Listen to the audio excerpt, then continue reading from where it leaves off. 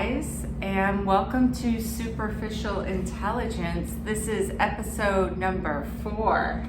Yeah, we're on number 4, and I'm joined here with the lovely, talented Naomi Eden. Hi. She's also a stand-up comic. That's how we met each other. Yes. So we've been doing the comedy thing together for what, like 2 years we've known each other or more? I think it was more, like in pre-pandemic I met you. Yeah. Because we went to the diner. Yes. Yeah. We used to do this open mic with this guy who had it inside of like a storage closet. It was so bizarre, and Two like Jewish girls in the attic, like Anne Frank had twins. it was weird because like you would show up and he would be wearing a paper hat that he made out of newspaper and like playing a flute and the violin. Oh, okay. It was so creepy and beautiful at the same time. Yeah, it was cool. So there's a lot of that in the New York art scene, and there was audience even that he brought there. Do you remember them being audience, and they also were confused about what was going on, right? I think it was like one comic I know and his girlfriend. Okay, I was just checking that your mic is on. We're very technical here. Test. All right, tickle. so we're good. We're good. We're in Jersey City, and you have a bikini top on. It is hot. I almost wore one, but I was like, I don't know. Things are going to be droopy. Like, I don't want my rabbi to see this. Your rabbi watches your podcast? I don't think so, but my rabbi is freaking awesome. I'm friends with my rabbi on Facebook, and I post thirst traps all the fucking time. I know. Can you say fuck on your podcast? Yes, of course. You can say anything. Check it, Vivaka, shut the fuck up. You post them, but they're funny. Like, they always have like a funny comment with it and like a funny emoji over your areola. Larry David stickers, I love that. I find like there's a lot of Larry David memes on J-Swipe. Really? Are you on J-Swipe? No. Which ones are you on? Tinder, Hinge, which I don't use that much because it gives you like 5 swipes a day. I was on Bumble, but they don't let you post bikini pictures because they're all about women's empowerment unless you're expressing your sexuality. So I didn't want to get spit on your mic. And then OkCupid, and I joined Field, which is like a sex app. What's Field? It's like this app for like open-minded people, swingers, couples, which I'll only do threesomes with married couples. I'm too insecure. But yeah, Field, you can find sex. It's nice. Are there different like categories that you can post about when you create your profile, like stuff you're into, or you know? I think so.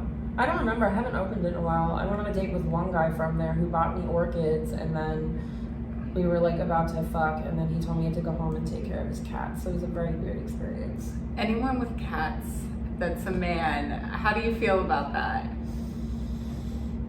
I feel like he was really attractive, a little too sensitive for me, and not mean enough. So when he blocked me on Instagram the next day out of nowhere, I was like, okay, that's not much of a loss, so bye.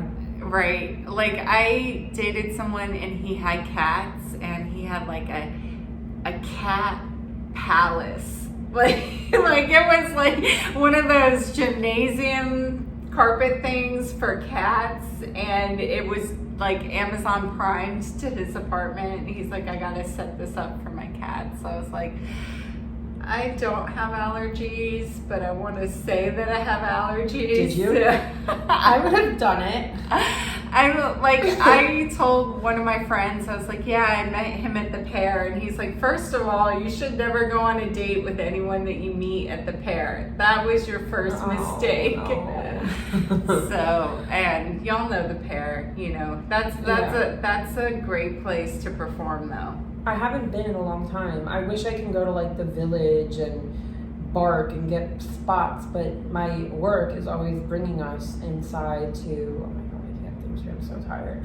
They're always bringing us to work Monday through Wednesday, so it's like, when the f- do I have time? I'm not letting my dark under eye circles get any darker. So do you have to go into an office, or what's your work situation? Office? Office? Yeah. Where's your office? Soho? Okay, and what are you doing for work? So I work in content marketing for a startup. Yeah. Nice. Yeah, I enjoy That's it. good for social media. So now you know a bit more, right? I think so. That you can put towards comedy. Maybe we can boost this thing. Let's do it. I was like, yeah, I'm gonna wear the bikini top to get more views. You should. You have nice tits. Thank you. I'm sorry. Your boyfriend, he might be watching this. No homo, Cher. No homo, sis. It's all good. It's all good. So now, where have you been getting up recently for performing? Like any shows you want to promote? You had your show, Attention Ho. Yes, and you were on it. Heaux. Yes, and it was love it. fun. I did it by myself, and then I was kind of like, I need a man to teach me how to take the ropes. No, I'm kidding. I'm not that funny when I'm tired. But anyways, I have another Attention Ho show coming up August 25th. Okay. So that should be fun. And that's at Soho Playhouse? Yeah, at the Huron Comedy Club. It's on Vandam Street, I think it's called. Mm-hmm. Yeah, I'll plug it. I'll send you the link to plug on Okay, good. I'm gonna post it up. Yes. So, and you also have like a great singing voice because you were singing at the show. I was really blown away. Oh, Do your share. Okay, wait, hold on. Do you believe in love after love? I can feel some things inside myself. Really don't think you're strong enough now. Wow. And I can't break through after all that we've been through. That's great. How long did it take you to get that down? I don't know, because I also know I can do like a little Tony Braxton. Okay. And I was like, okay, they kind of sound similar with the, you know what I mean? Yeah. It's like, don't leave me in all this pain. Don't leave me out in that rain. Bring back those nights when I held you beside me. Unbreak my heart. Say I love you again. That's awesome. Were you a theater kid? I'm getting major theater kid Yeah, vibes. I was. I actually did theater with Ariana Grande before she blew up. Where, in Florida? In Florida, Boca Raton. We did Oh the my Little God. Pond Family Theater. It was fun. That's awesome. So she doesn't answer your calls now? No. My mom's always like, you should reach out to her and see if she can help you get a foot in the door. I'm like, I can't even get a foot in her DMs. Yeah, what about a SNL Connect, Ariana? Oh, come on, do it, Ariana. I want to be the first trans woman on Saturday Night Live. Yeah. Yes, that would be a dream. Have you ever reached out to them? Saturday Night Live? I don't even know how. I submitted a writer's packet. I'm like afraid. I'm afraid to say. So I like wrote it. I said they're never gonna look at this. It's going straight into the trash. But I wanted to do the exercise of doing the work. You know, I felt like the reps would be good for any potential anything coming down the line. So, Did they have to reach back out? it was really recently that I turned it in. So I don't know. And of course, like, I don't know if you experience this, but every time I put myself out on something and I try something big, I was like so emotional afterward. Like I was kind of angry, and like my boyfriend was trying to be supportive. He's like, hey babe, good job. And I'm like, it was awful. It was really bad. It just like, I just felt so upset after I did it because I felt like, you know, it's gonna be rejected, or I put myself out there to be rejected. Like every time I get one of those comedy festival rejections or anything like that, I feel like, you know, it's, and it always like makes, like, it's very emotional to put yourself out there a lot, and you're really raw with your stand-up. You know, you get very vulnerable and talk about a lot of stuff. Like you just said, like you're a trans woman and you talk about that when you're doing stand-up. And what has that been like for you? I know the audience really loves it. I love your humor about like the way you approach something and then just be like, well, I feel this way, and then you'll make a joke about it. Yeah, I mean, first of all, imposter syndrome is real. Yes. So oh my God, I feel that. It's amazing that you submitted it. Like, I wrote a song in college, and it's like it has my old self on it, my old, what you call a dead name, like a name that I just don't ever want to hear unless it's like in context of something personal. But like, I've been telling myself, like my mom's been pushing me, you should make a lyric video with your new name and put it out so that people can hear the song. It's called Dig My Grave. It's about like my emotional issues. Right. And I keep forgetting. So the fact that you, not forgetting, but like running from it. So the fact that you put yourself out there, the imposter syndrome is probably because you feel like you don't deserve good things or recognition for your really hard work. You're fucking hilarious. You're really hot. I'm sorry, I have to say. Not homo. Thank you. Not homo. But just, you should be proud of yourself regardless. I just wanted to tell you that. Thank you. Imposter syndrome's a cunt, but no, it's about her, not you. Well, you know, the other thing is we can totally do that. I know a producer who can help you to get your song produced and get it out there. Even if you just record it and, you know, put it on Spotify just to say, hey, I did it, and master it and get it really done. You can totally do that. I think it's on SoundCloud, I forgot. Yeah, I have it recorded. You know though, well, thank you. Hit you up after the show.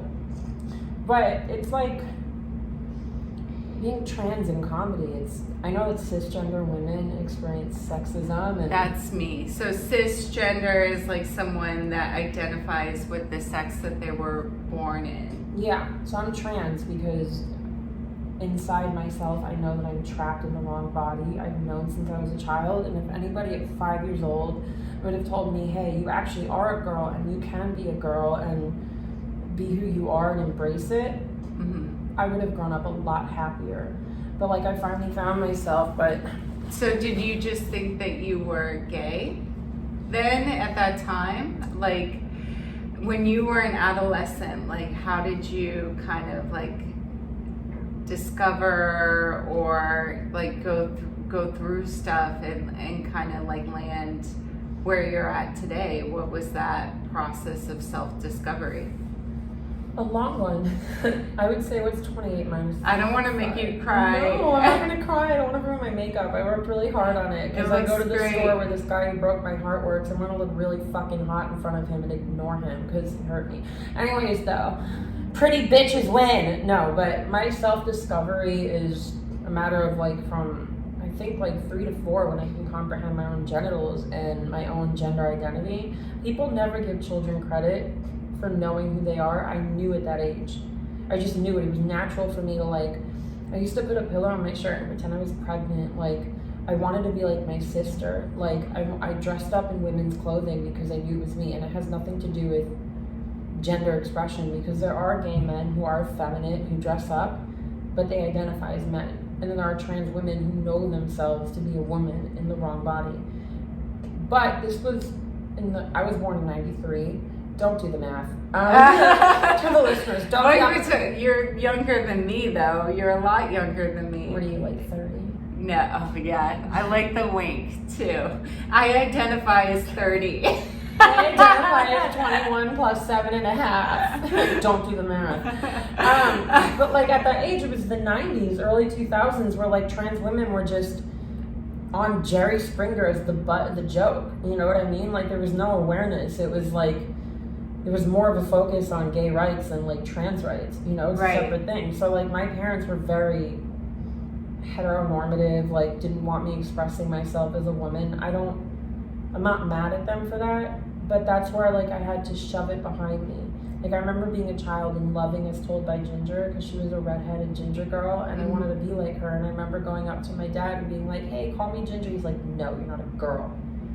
Shut me down. And as I got older, it started going to the back of my head. So I knew I liked men. Right. So for me, it was gay because I forgot a lot about my gender identity, you know, like, but when I wanted to be with a guy, I wanted to be his girlfriend, not his man. Does that make sense? And then I remember getting older and then being in high school, I had really long hair and I was very feminine and like I would wear mascara and like people would be like, you're not a girl, take it off, you know? And like it would hurt and I just didn't, I don't know, it was hard, but you forget it more, you know what I mean? But I still always felt like a woman. It's just like it didn't cause me discomfort or confusion.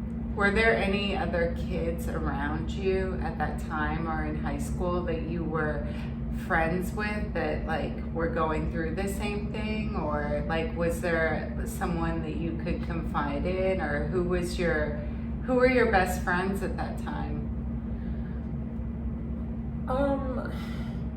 I did have best friends, but they didn't go to my school.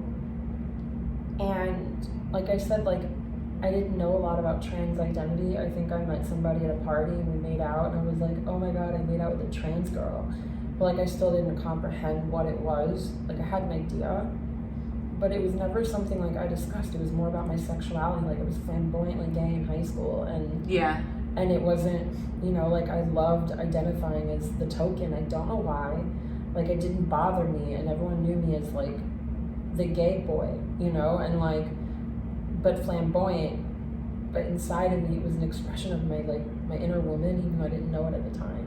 Because everything was like more feminine, right? Like more effeminate, like a little, yeah, and like your energy. I don't know. Yeah, for me it's a spiritual thing. Like even as I got older, I used to say like my soul is like, first it started off as like 60-40, 60 woman, 40% man, 70-30. 80-20, and then it's just like, well, what happened was that I completely forgot was after high school I went to Israel for a summer. Okay. And I buzzed off my hair and like I was really masculine and like men started paying attention to me and I started having sex and hooking up and like I didn't think about my gender identity at the time. I just liked having sex. I was just like a twink gay boy. You know what I mean? Yeah. Oh my god, you're like prime meat. Yeah, you're like 18. It's like fresh discovering meat. Your sexuality. Yeah. But it was like, were you on a kibbutz? No, but like my fantasy has always been to fuck a man on a kibbutz. Like someone who cuts the grass in the fields. I don't know if they do that. I don't think there's like old fashioned kibbutzim anymore, but like you ever see The Nanny? Did you do Birthright? I did so many trips. Oh, okay. And actually, when I did Birthright, I had really long hair and I still knew myself inside to be a woman. I just didn't think about it because like I said, I pushed it all behind me in my childhood. You shove it down. Now, Israel, from what I know from like my gay friends, is like they have the best pride. Mm-hmm. You know, is Israel more open than the United States about sexuality? Oh my god, totally. The thing is like people associate a country with like an ethno-religious, you know, background, like the only Jewish state in the world, as probably being like all Haredi, you know, black hat Orthodox Jews. But like Israel is so liberal when it comes to like LGBTQ rights. They even like, I had a friend in Israel, they paid for her transition in the army.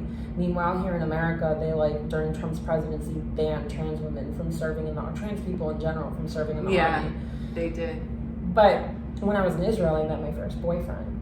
Mm-hmm. And I have borderline personality disorder. Wow, I'm throwing a lot of bombshells out here. It's not multiple personalities, it's like just severe instability emotionally, and a huge component is like a crippling fear of abandonment. And for me, it's always been about men.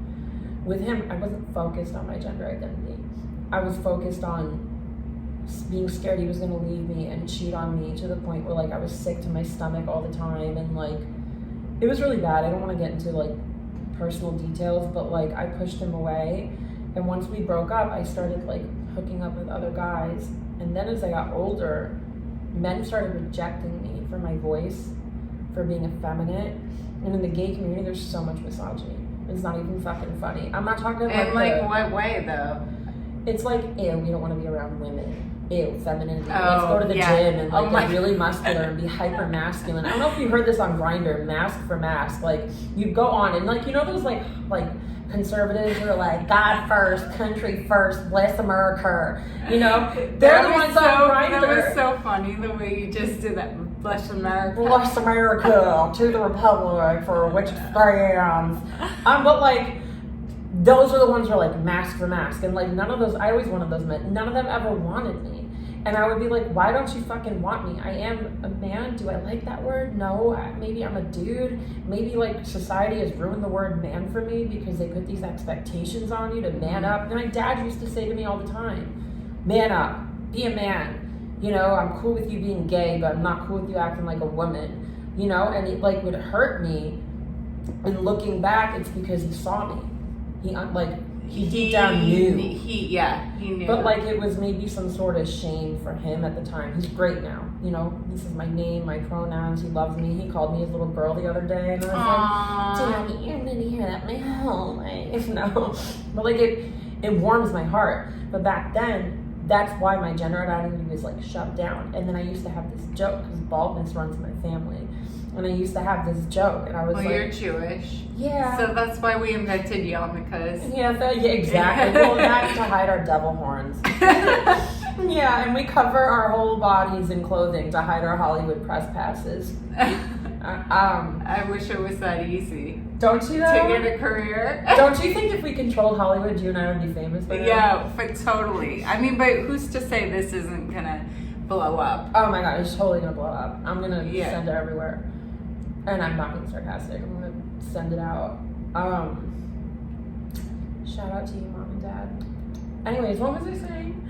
Oh, when me and my ex broke up and I started sleeping with men and getting rejected for being effeminate, I started realizing. And then Caitlyn Jenner came out as trans, and Laverne Cox was on Orange is the New Black. Oh yeah. And like it was a whole like. I had a friend in college who was transitioning, and I didn't understand it, but I knew. Where did you go to college? Berkeley College of Music. Oh, nice. So that explains the whole background, the musical background. Yeah, I went there for singing and songwriting, and I graduated, but I spent so many years depressed because I didn't feel comfortable in my body, and I knew it, and I knew that one day I would transition. It was just a matter of when I felt that I could, because I would be like, maybe I'm just gender fluid, you know, but then I'm looking back and I'm like, no, because I would drive in my car at night listening to I'm Every Woman crying because I wished I was a woman, which sounds so funny, like a scene on television where you're like sitting on the toilet with I'm Every Woman crying in the back, like playing in the background, eating a salad, just crying, looking down at your cock. I'm sorry, your lady meat. That never happened, but I think it would be a funny scene. Anybody watching this, don't steal my idea. I'll smack you in the ball sack. No, but you know what I mean? So like, you asked like about my journey and how I got from point there to here. And then when did you move to New York City? And did you feel a little bit more liberated when you were living on your own in New York City? Yeah, definitely. And then I remember living with my sister for a little bit, and like she went away and I like put on her clothes and dressed up, and I felt really good. And I remember being on the train and seeing a guy and a girl and thinking I want to be his girl, and like it was different things like that. And then one funny telltale sign was I was going down with this guy in his car. Funny side note, he was very transphobic. Like he'd post shit about trans women on his Facebook being men, but he was gay or straight? Well, at the time he was hooking up with me as a male presenting person, so I think he was pretty like fluid or bisexual. I think men are pretty fucking fluid, let's be real. Just a couple shots of Daniels or something, and it's all like, dicks out, let's circle jerk in the locker room at LA Fitness. I don't know. But I was like going down. That's what they're doing at Equinox. Oh my god, they always do it. But I remember going down on him, he's like, oh, you're a good girl. And like, I got really turned on by that, and I was like, I am a good girl. You know what I mean? I don't know. Yeah. But that's how I got from like point there to here. Cool. Well, cool. I'm like, I don't know what to say. I'm like, cool. You're cool. And then like New York, have you found like a lot of support in other communities? I know we have like a friend in common that we like truly love, Dana. Shout out to you, Dana. I love you. She's my auntie. I call her my Tronty, my trans auntie. Because no, I've never really had a good trans influence in my life. Like, a lot of trans girls I met were really catty and not nice because I'm not like hyper feminine or I'm not like social justice. I think enough. you are hyper feminine. I feel like, thank you. Yes. I just feel like sometimes like I forget to wear deodorant. My legs are hairy because I don't feel like fucking shaving, or like I cuss like a sailor. Listen, you want to be a woman. There's a lot woman. of stuff that you're signing up for and taking on. Gladly. Yeah. I would rather that than die in the wrong body. Yeah. By suicide, let's be real. Yeah. As depressing as it is, a lot of trans people kill themselves because it's really unbearable sometimes. Did you ever think about it? I get suicidal a lot, yeah, but I would never kill myself because of being trans still? Yeah, I mean, you know this. I'm in recovery and Me too. Yeah, I didn't want to say okay. it, but I said it on the last one, but like we're sober and and you're coming up on a year, right? Yeah, and I remember when I first started getting sober, we went to a meeting together. It was in a really hot room, I think. I'm like, did I do anything? Yeah. I'm like, I haven't done enough to like outreach, I think, and help people. And I don't know if I think I remember trying to want to take you. Yeah, and we went, and then we took an Uber to Sour Mouse. My friend, he's like my co-producer, and my friend Lee Paul, shout out. He would like run the mic over there. Yeah. We went together, but like, I used to get drunk and beat the shit out of myself physically, and I would beat other people. Well, you should have done the beating to me for me. Yeah. Handcuff me to the bed. I would never hit a girl. Oh, good. You know what? Honestly, I would smack the shit out of anybody who gets in my way when it's hot and they just don't walk in the train and everyone's in your way and it's hot and sweaty on a train, and now you know what it's like to be a Jew in Auschwitz.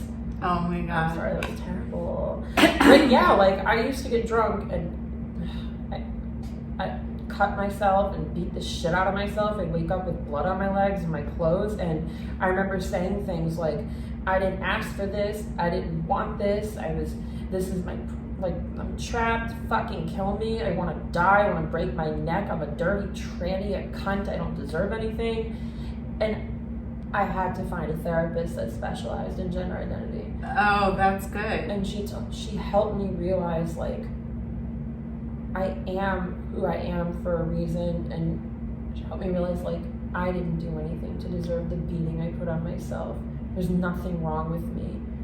But when you ask if I get suicidal, it's not that I want to kill myself, but sometimes being trans feels so unbearable. Like, yeah. It feels like a burden on my body, my heart, my mind. Like, it's hard.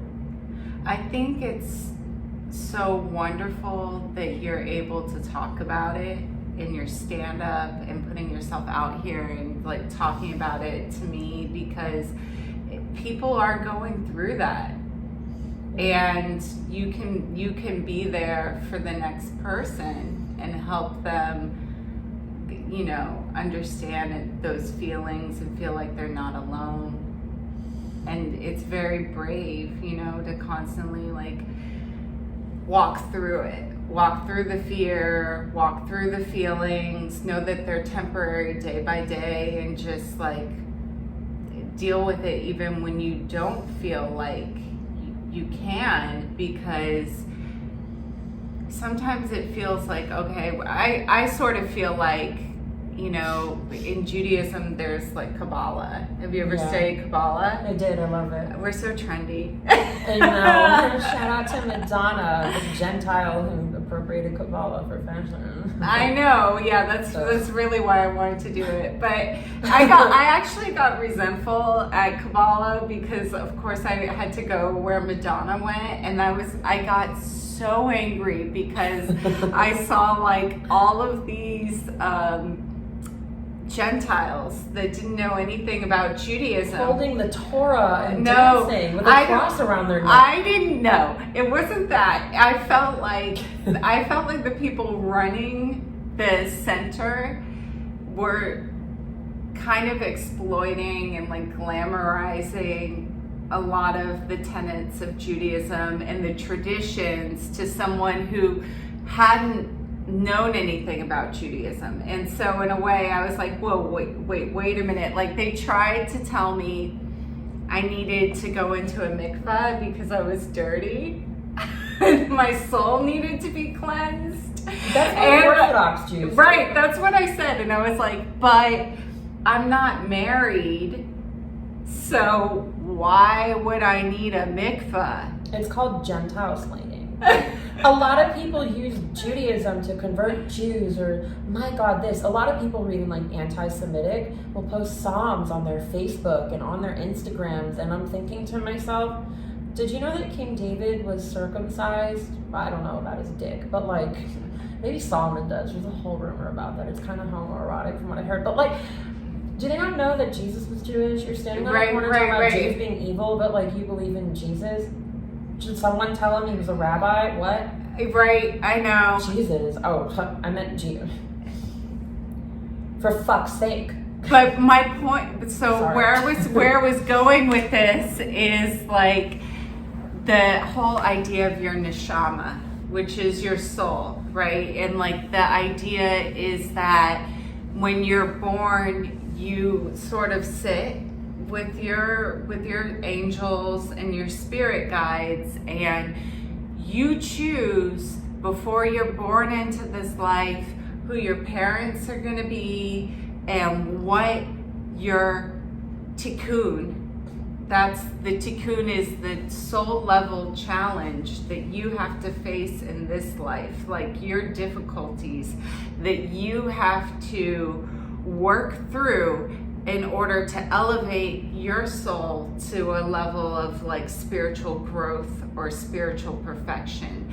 And that the whole world collectively has a tikkun. And humanity is working together as each individual soul that came from God, that has the elements of God, because we are all children, or you know, the way that Kabbalah explains it is that God was a vessel, and then at the Big Bang, the whole vessel exploded. It broke off into all these individual souls.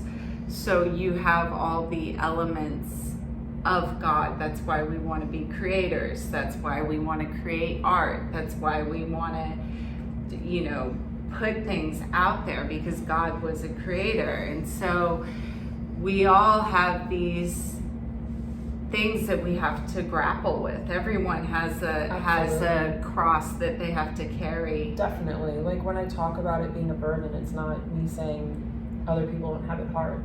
Yeah. It's just an acknowledgement in a sense that what you're telling me is definitely spiritual. As I mentioned, like I used to say, like my soul is a woman. And I used to think, like, I used to say I was definitely a woman in my past life. Maybe Marilyn Monroe or Audrey Hepburn or even Janis Joplin. That's why I'm obsessed with her. But so question, if you're Marilyn Monroe, how do you feel about Kim K ruining the dress? I know, my friend would not talk about the Kardashians because she was like, I don't want to get doxxed. I want to sit on her face and fart in her mouth. After eating beans and rice. How dare that bitch. Marilyn Monroe definitely farted. Everyone farts. So, you know, I just want to suffocate her with my ass cheeks. I'm sorry. I'm in such a... That really pissed me off, though. By the way, all the hot men watching, pretty women don't fart or poops. I was just speaking, like, hypothetically, so slide through my DMs. You know what I mean? Like, that's terrible. What the fuck? Why was she allowed to even wear her dress? She's not a Marilyn Monroe. Money because it was Ripley's Believe It or Not, but that they got the dress from. I went to fashion school, and in design school, we used to go to the Met, and we had a fashion history class, and you would see that they would pull out these archives, and they had to put like white gloves on. They weren't allowed to wear cosmetics when they handled like these turn of the century garments, corsets, and like I don't know if you saw the exhibit last year. I haven't seen this year's exhibit at the Met, but it was all about the archives and fashion history and fashion change. Like they had like morning gowns from the turn of the century, all American garments and things made here. But I know that it was very, they took it very seriously when they handled these garments. You know what's crazy to me about all this too? And I'm not shading Kim Kardashian because I would love to get famous off a sex tape. I love watching myself get fucked. I'm starting an OnlyFans to make money, but it's like also empowering. That's a side note. It's like, did you start it? Yeah, I just haven't pushed it up yet. But it's like Marilyn Monroe acted and sang and fucked a Kennedy. And like Kim Kardashian, what does she do? Like now she runs a makeup brand that like isn't even that great. And she got to wear Marilyn Monroe's dress. I'm not even that big of a fan of Marilyn Monroe, and it still pissed me. Maybe I'm just shady because I didn't get to wear the dress. I don't know. I understand. I mean, I feel like the whole family has figured it out. Like they figured something else out. They have more views than we do. Blessed to God, Baruch Hashem. We should get there. I feel like, I know, you see my sign? I feel like I had a line of Jewish wrap bracelets that had prayers in them for different blessings. Oh, I love that. Do you have any more? Yeah, I do. I'll give one to God, you. Bless you. I gotta find it. Shall share. I don't know. Yeah, I have like for marriage, for health, for like love and self. You know, it was nice. You have one for growing bigger boobs. I don't. Or a fatter ass. I feel like we have that. Though. Really? I feel like I have like, I don't know, I've been sleeping with this guy and like he'll make like snide comments at me like, oh, you have a nice butt, but if it were a little bigger, and in my head I'm like, well, if you chewed gum, I would want to kiss you more. Oh my God. But yeah, no, sometimes I eat a Dunkin' Donut and pray it goes to my ass, and then I wake up in the morning and I'm like, why am I so bloated in the belly? So all you have to do is some butt exercises. Are you doing them? Squats and anal. No, like there's other ones. There's, you know, the doggy fire hydrant where you lift your head, your leg, like you're peeing on a fire hydrant. I did all of these. I do them all too. Yeah. Do you do like on the back, pull the legs in, and I'm a missionary? Your microphone's girthy. I'm sorry. I need to stop. I had to put the top on it because the first time there was total reverb. I'm like, what can I do to fix this? Like I had total what? Reverb on the mic. Oh, like reverb. Reverb, yeah. So I'm learning a little bit. So we'll see how this turns out. What would you say to someone that's like kind of knows that they are maybe in the wrong body for them but not sure, like how would you, but feeling like confused about it, what would your advice be to them? I would say talk to somebody who understands and gets it, and you can like therapist, or someone that is living that life. Yeah, I mean, if anybody watching this wants to like DM me, I'm not always the best at answering because I have terrible anxiety when it comes to texting, but like ask me because I get it, you know. There's someone I know who like dresses up and sends me pictures, but they present very masculine on the outside, and I feel for that person because I know what it's like to have been there. But I think watch YouTube videos about it, hear personal accounts, and see if you can relate to this story.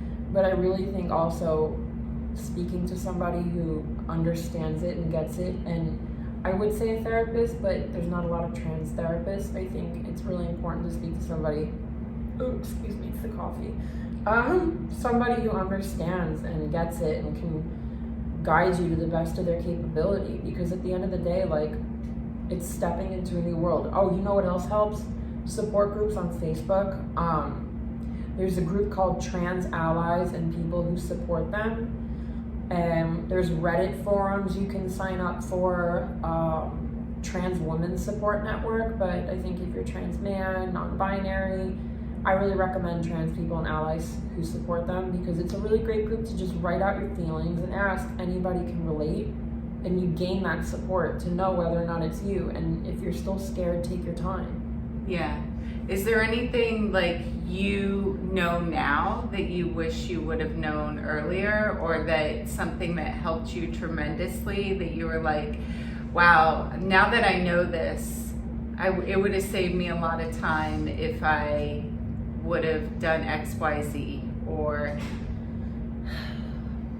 In terms of, okay, I'm going to split it into two things. Okay. I'm going to split it into transitioning and then learning to be a woman in a man's world, and as you were never taught how to be from a mother or sister because you were raised to be in your gender role, which isn't their fault, it's society, I get it. Yeah. But I'm going to split it into those two things.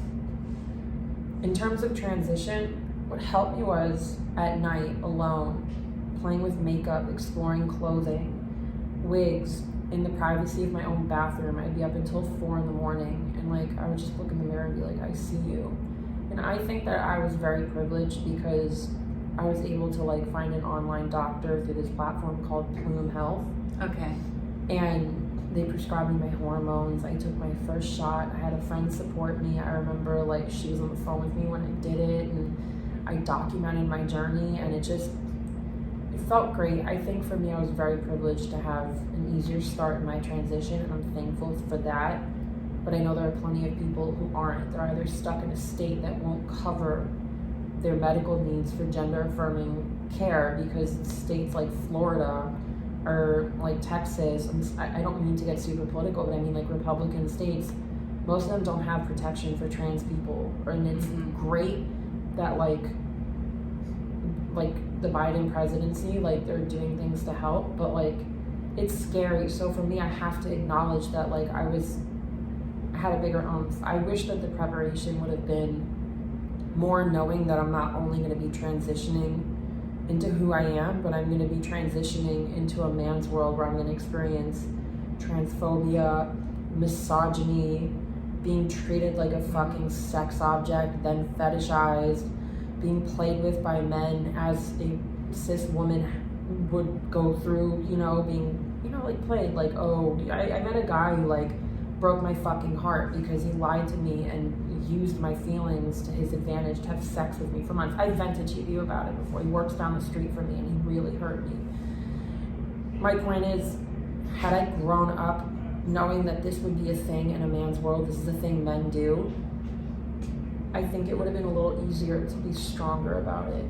And like, I think preparing for knowing how to be safe too, because at the end of the day, I hate to say this, but I know that a woman's rite of passage, part of it is, like, I don't know if you agree with me, but I feel like a part of it is like being sexually harassed or assaulted. Like I'm bracing the first time I might get raped, God forbid. I hate to say it, but like, and I have been assaulted during sex. You know what I mean? I have been violated by guys who didn't listen to my body or my needs, or me saying, no, put the condom on. No, don't come inside me, and they do. No, I don't like that. Stop. And like, for me, like, I wish that I was more prepared in terms of that, and also just knowing the pain and struggles of misogyny and sexism when a guy doesn't know what's between my legs. I think, and I was gonna say, as a cisgender woman, like during going through puberty and becoming from a girl to a woman, like these are a lot of things that society doesn't prepare you for, is like how to deal with sexual advances from men and how to protect yourself in a way. And like, I was really shocked as a young woman, like getting this voluptuous body, and you're excited to have it, you're excited to have the attention from men, but it also can get very scary. And it's also like you're being so young, you're so vulnerable, and you almost don't know like how to I guess, protect yourselves in ways of, okay, I'm just not going to be in this situation where I'm alone with someone, or you don't know, and someone could be inviting you someplace and you don't know what you're walking into if you're a woman by yourself, and then you could know that, like, oh, this energy feels weird, I should leave, or I should always have an exit plan. Like, then you learn as you become a mature adult how to kind of like navigate, and yeah, like there's like all kinds of like creeps with fetishes and or that will like come at you with intense sexual energy, like straight off the bat. It's very scary. It's very intimidating. It is. Tell me if you've done this, shared your location with friends when you go on a date or go to a guy's house to have sex. I have. Like, have a safety plan. Okay, so when I meet people from the internet, I always meet them in a public place to make sure I don't share where I live. Like, if I was going on first dates or second dates, I wouldn't let them like drop me off to where they know. It would scare me if they would ask me, do you live alone? Because like I've that. had a Uber driver do that to me, and I shared my location with my mom immediately.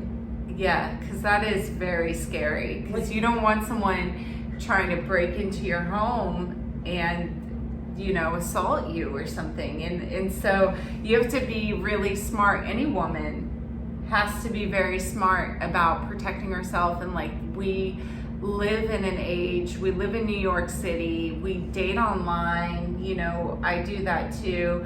Now that I'm older, when dating, I will get the guy's name and I will look it up. Good. And I will make sure that this person really exists. Because I've had people lie about their identity, lie about, you know, they could be married or having families, or you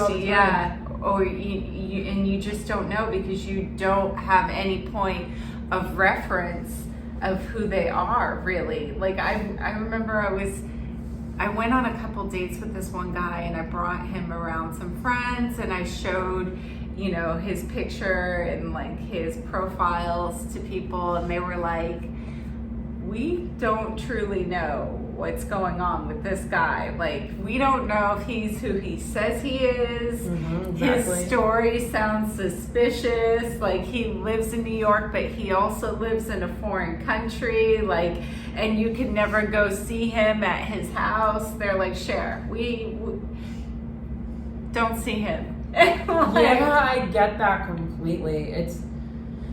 It's really scary and weird, and like I think I've come to like learn, because like I had sex with a guy and then right after he told me he was married, and I've come to learn that like when guys disappear for weeks or a few days or whatever, they probably have a girlfriend.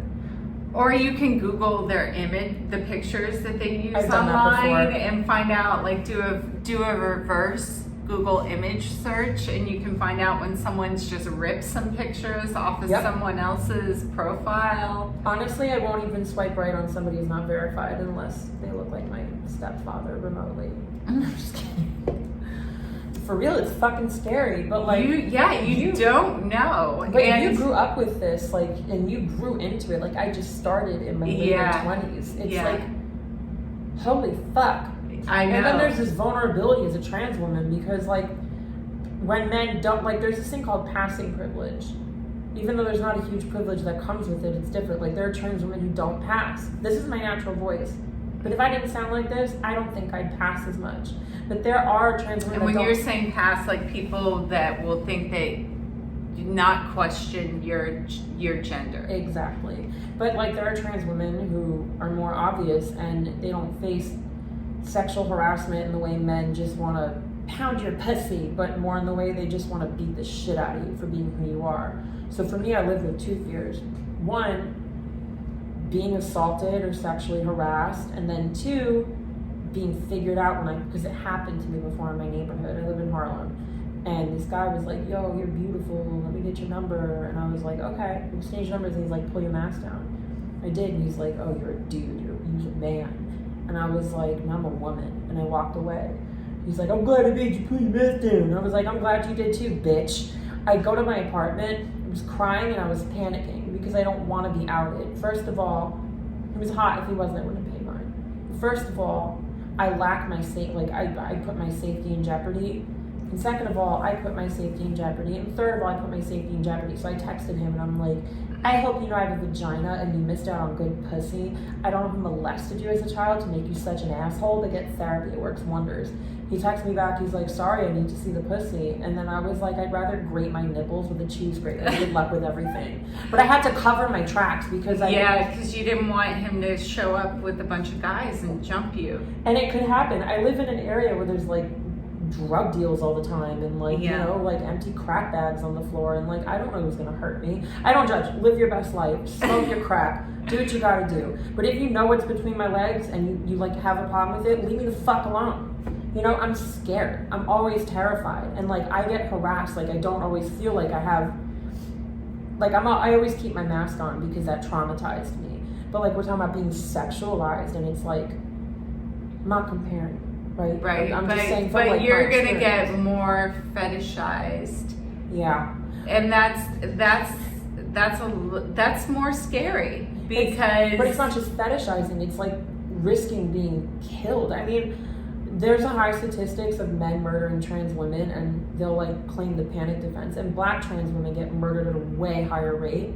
I'm still at risk, but not as much as a woman of color who's trans. But the risk is scary as fuck. Yeah. And like men, not in New York, it's illegal. But the panic defense is when a man will kill a trans woman and say, "Oh, I didn't know."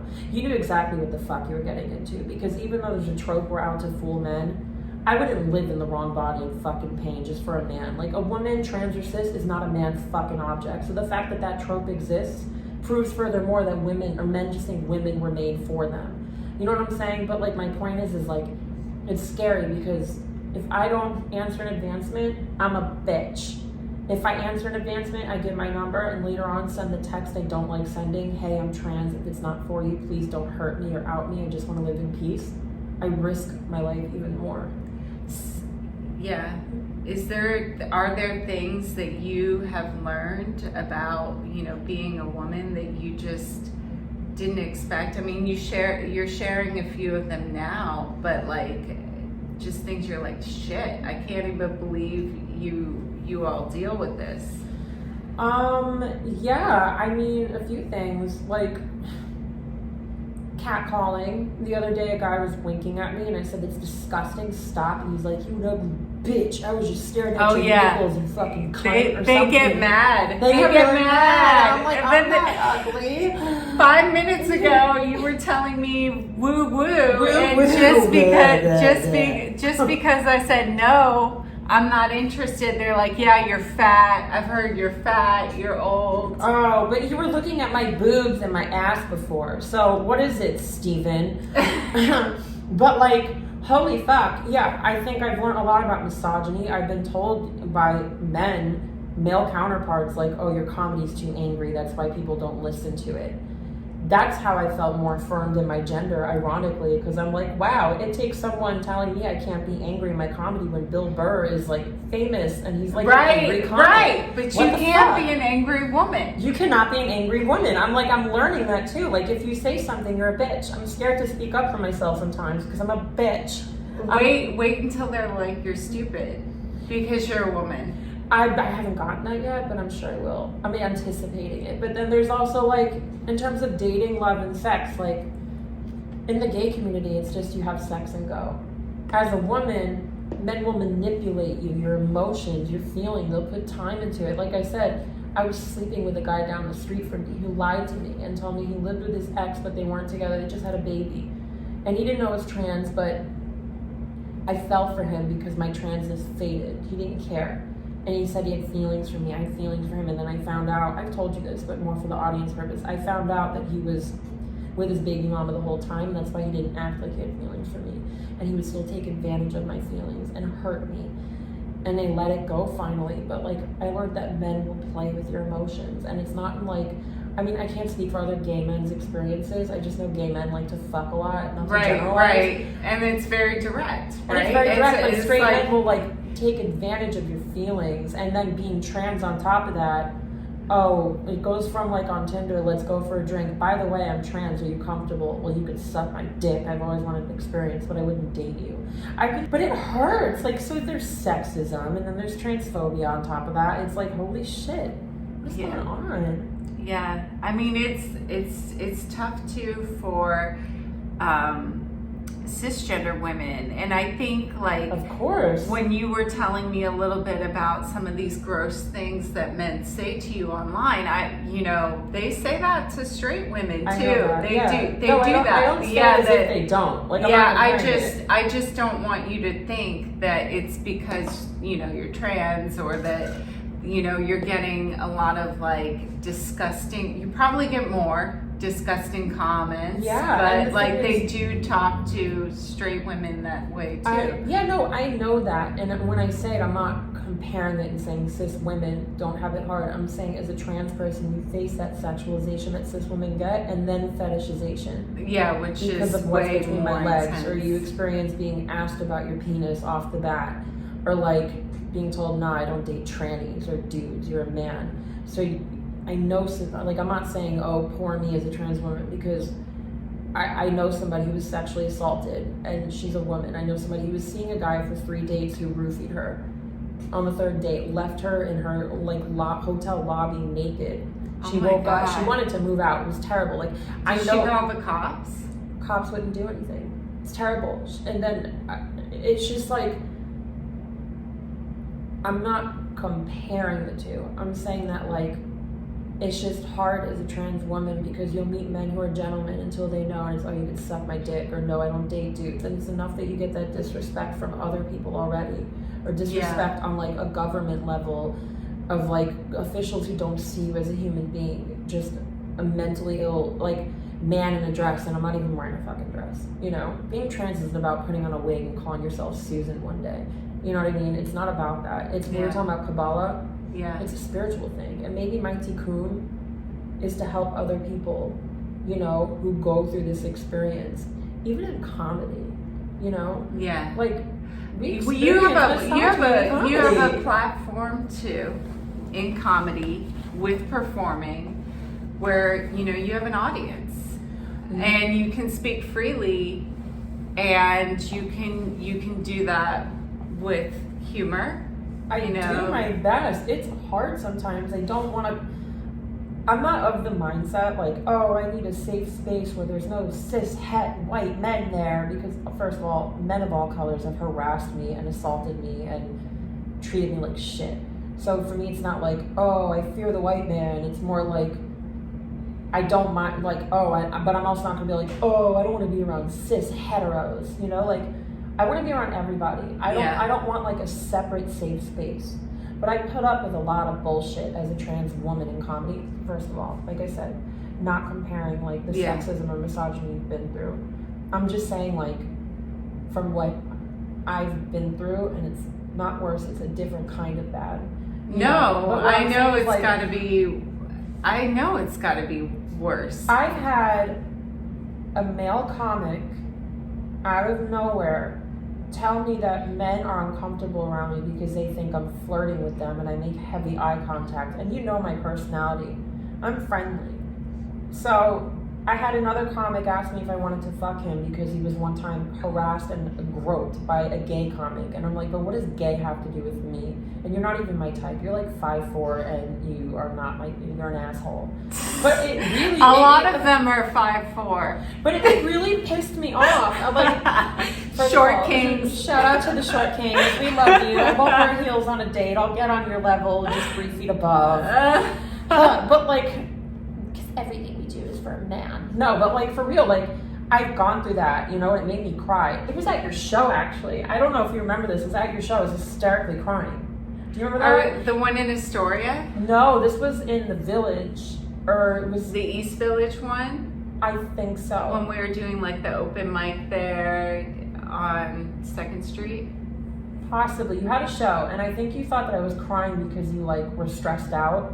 But I was crying because one of the comics said that to me, and it made me feel like, wow, male comedians still see me as a gay man. I think everyone I think everything is about me. So no, but you remember I was I make it all about me. Oh, I do it too. But I remember if he was crying because of that, or like I remember one time like going to a comedy show in a gym in the Lower East Side where all the comedy bros go, and I remember being in I know that one. Yeah, and I was telling jokes about being trans, and if I call myself a tranny or a trans, like talk about my penis on stage, that's my right. Like I would never go on stage after a black person who called themselves the N-word and be like, yo, that N-word was so funny. It's not my place, right? Yeah. But I remember going on stage telling a joke like I knew I was ugly because not even my uncle in Alabama wanted to have sex with me, something like that.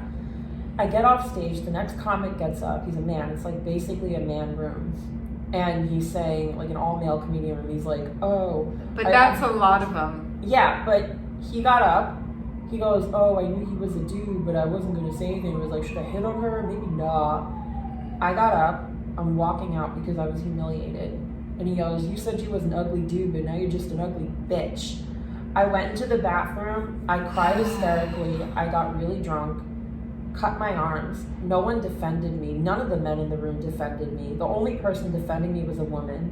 Later on that night, he apologized and we became friends, but his other men comedian friends have called me a tranny, a man, made fun of me in my boots. And I've had another comedian call me a tranny. I had a comedian out me in a show. And the thing is like, yeah, you'll see on my Instagram, like, I talk about being trans. That's my discretion. I hate it when someone says it about me. Mm-hmm. Give me my chance to say it. You know what I mean? Like, give me the chance to say who I am if I want to fucking say it. I don't care. It's like assuming a girl like wants to have sex. Like, how do I explain it? It's just like, I think the way you said it best was when you said, if someone calls themselves an N-word, that doesn't mean you can get up and say the same thing. Yeah, it's exactly that. And like, that's the shit I've had to put up with in comedy, but it makes me just want to go at it harder because I'm not going to like cry in a safe space about how much I hate cis hets, because what's the point of that? Last night I performed at a comedy show like in the middle of Pennsylvania in some conservative town, and one of the comedians was like,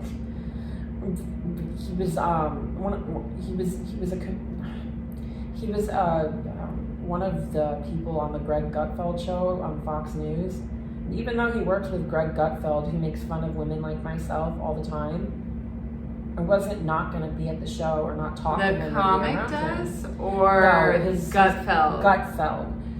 A lot of like people on the left side of the spectrum were like, how could this person book him, blah, blah, blah. And in my head, I'm like, you just put a trans woman in the same room with a comedian who works on Fox News. This gives me the chance to like have my own space to show him who the fuck I am and that women like myself aren't the fucking problem in the world.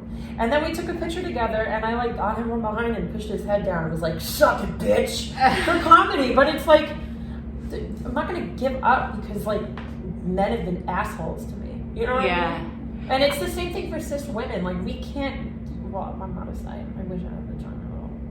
But like, it's a whole nother kit and caboodle to deal with. Caboodle, the vagina. No, but I'm saying, like, tell me about you. Like, what have you done the times you wanted to give up because it was so dominated by men who weren't even that funny? They were just trying hard to be like Dave Chappelle. I just. Oh, he's in trouble now too. Oh, bye. I don't care about him. I would let him hate fuck me though. I think he's hot. Yeah, he would sit on a stool and smoke a cigarette while he was doing it. Oh my god, he would like, suck these balls and then be like, how about your ass, daddy? He would fuck me. I mean, again, someone that gives a lot of attention in a direction. I don't know. What are you thinking about? A lot. You spend a lot of time thinking about it, talking about pussy and sucking her lady meat. Oh, so how do I deal with it? I guess like I feel defeated, or it does get to me sometimes, and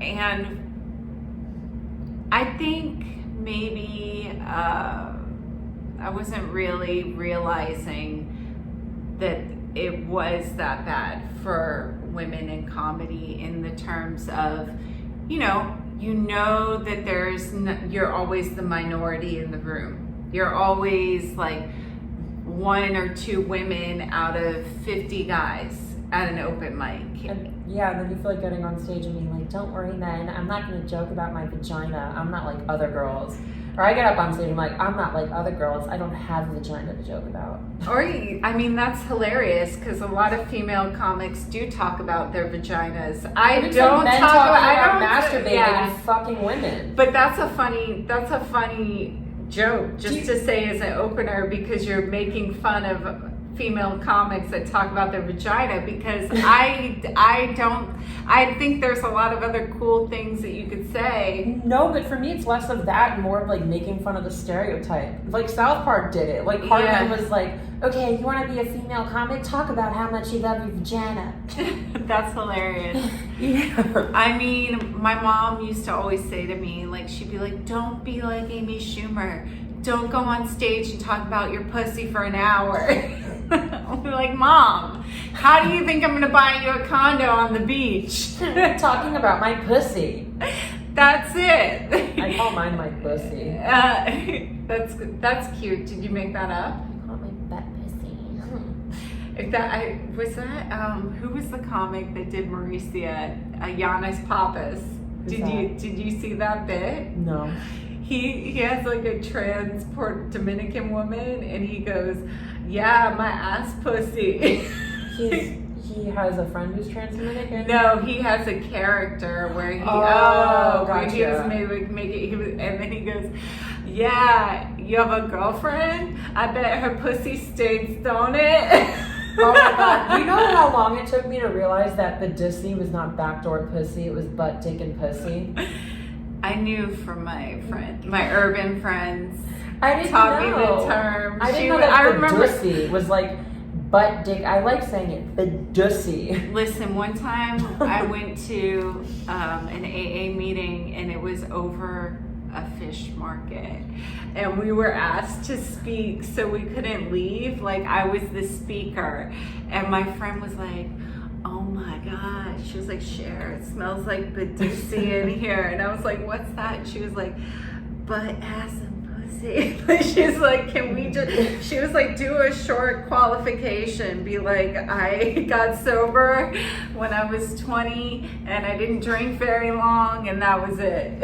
Oh my God. You know what? She was like, let's get out of here. It's July. Oh God, I could imagine. If someone was like, it smells like the dussy, I'd be like, sorry, I'll close my legs. This is a joke. That's what I was saying to her. I was like, how do you know it's not you?